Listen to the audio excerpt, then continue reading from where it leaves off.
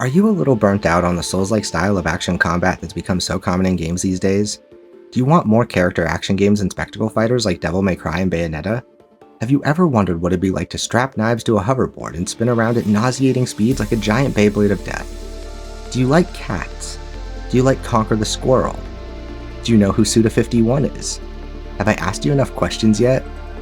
Well then folks, whether you answered yes or no to any or all of these questions doesn't matter, because this is just part of the script I wrote in an awkward attempt to be funny and keep you watching for the first 30 seconds. Did it work? Hopefully, we'll see.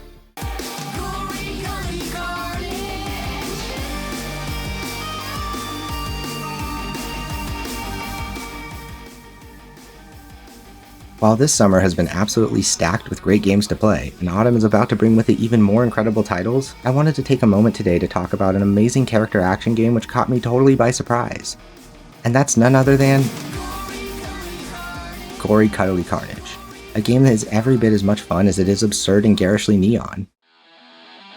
The gist of Gori is quite straightforward, but also incredibly ridiculous, so bear with me a moment. In this game, you play as the titular Gori, a bipedal genetically engineered cat, toy, or both? I'm not really sure, to be honest. Gori, the perfect pet. Anyway, as Gori, you'll be making your way through linear levels that combine a mix of combat arenas, 3D platforming, and chase sequences, with each level ending in a unique and larger-than-life boss fight. The way Gori navigates these levels and fights various enemies is with the help of Frank, a sentient AI-powered hoverboard that transforms into a handful of different weapons. If it's not apparent from the footage on screen, Gori Cuddly Carnage is like playing a combination of Devil May Cry, Sunset Overdrive, and Tony Hawk Pro Skater.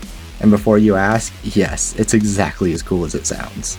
Coming in at only $20 and being available on every platform including the Switch, I can easily recommend this wacky and over-the-top experience to anyone who's a fan of either character action games or the whimsical absurdity found in the likes of Suda51's famously quirky titles such as Lollipop Chainsaw. And so then, with that out of the way, let's skydive right into this fluorescent hellscape and get on with the video. But before we get into the combat and gameplay of Gori, I'd first like to talk about its neon-soaked presentation. I have to admit that when I first saw screenshots of the game on Steam and PSN several months back, I thought it looked like a fake game. Not because it looked bad, but because it looked so good. There's generally some sort of catch when such a stylish and good-looking game shows up on digital storefronts out of nowhere. And over the years, I've seen truly awful shovelware capture attention with some good screenshots. But nevertheless, the premise intrigued me, so I threw it on my wishlist and ended up downloading the demo a couple weeks ago.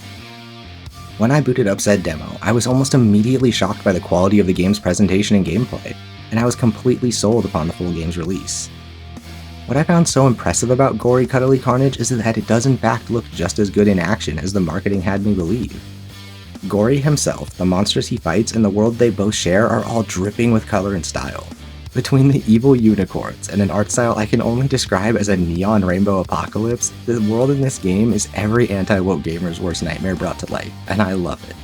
The sound design and voice acting are likewise really well done, and I love how much the voice actors lean into the absurd characters. Gori! You're awake! You're okay? Guys, Gori's normal! No need to get the shackles anymore! How are you feeling? I'm happy you're not a horrible mutated Gori. Are you freaking kidding me? I just found that I'm shackled. I mean, yes. Very, very happy too. I definitely appreciated the tone it was going for, and the delivery from the whole cast made the story charming and fun throughout. And it did genuinely get a few good laughs out of me, which as I've mentioned before is somewhat rare when it comes to the writing in video games. Overall, the presentation of the game and its story is really quite impressive across the board. Now, a moment ago, I mentioned how good this game looks in action, but what really impressed me far more during my time with Gori was just how good it feels in action, which brings me nicely back around to the gameplay. As mentioned at the start, Gori is first and foremost a character action game, which means we've got a variety of crazy looking attacks, arenas full of enemies, and a style meter to encourage using all the tools at your disposal. That being said, what really sets it apart aside from its unique art style and tone are the movement mechanics courtesy of Frank the hoverboard. Gori rides Frank at all times, so there's always a satisfying sense of speed and bounciness to the movement that feels really finely tuned. This is taken even further by the ability to grind on rails and billboards, which recharges the fuel you'll need for more powerful attacks. Every attack feels great to use and has incredible visual feedback to boot, which is great because the one downside about Gori's combat is that once you've unlocked each of your different attacks, they never really change in any major ways. However, given the game isn't terribly long, I found that I'd finished the game well before I got tired of playing with the handful of satisfying tools it provides. As for the enemies, there's a decent variety of mutated unicorns and other monstrous toys to contend with. I was honestly surprised by how consistently they introduced new enemy types and how their unique abilities informed the way I chose to approach each encounter. While we're on the topic of enemies, I have to mention the phenomenal boss fights. These were honestly some of the most impressive boss fights I've experienced in an indie game since Hollow Knight, and I found all of them to be incredibly fun and inventive. I was especially impressed by how most of them presented unique challenges and used a variety of interesting mechanics across several phases. And much like the rest of the game, each boss fight is a visual spectacle with a design that perfectly matches the themes and mechanics of each level. Conclusion.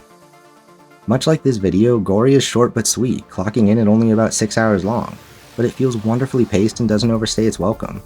There's also a number of challenge levels that I didn't quite have time to unlock all of, but I did check out some of them, and I imagine doing all of them would extend the playtime by another couple of hours. And with that, I've just about covered all I have to say in regards to Gori Cuddly Carnage. All in all, I absolutely loved my time with this game, and I genuinely hope to see it get a sequel someday. Thanks to everyone at Angry Demon Studio for making such a wonderful game, and I can't wait to see what you work on next. Thanks for watching. If you enjoyed this video, don't forget to like, subscribe, and ding the bell if you want to be notified when my next one goes live. If you'd like to support the channel, you can donate down below or become a channel member for just a few dollars a month. Any support helps, so thanks again and see you next time.